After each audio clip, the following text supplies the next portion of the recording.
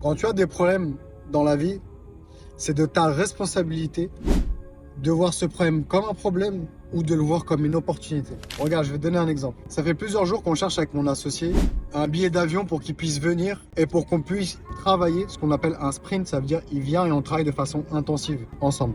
Et tu vois, les billets d'avion, ils étaient très chers. C'est pas un problème en soi parce que je sais que le fait qu'ils viennent, même si le billet d'avion il est cher, c'est largement rentable. Parce que les bénéfices qui vont en découler de sa venue compenseront très largement, Inch'Allah, le fait que le billet d'avion soit cher.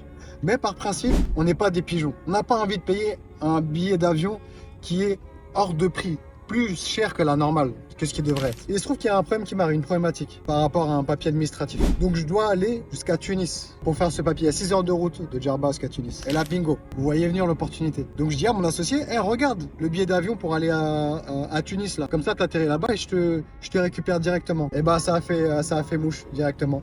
On a pu économiser une grosse somme d'argent sur le billet d'avion juste parce que il a atterri à Tunis au lieu de Djerba. Donc vous voyez en fait, cette flexibilité de l'entrepreneur, elle est super importante. Quand il y a un problème, soi-disant, qui arrive, en fait, il se peut qu'Allah ne t'a pas mis ça. Ce n'est pas un problème qui t'a mis, c'est une opportunité. Et le fait de changer son mindset et de voir ça différemment, eh ben, ça change toute la donne. Donc maintenant, à toi de voir tes problèmes comme de réelles opportunités.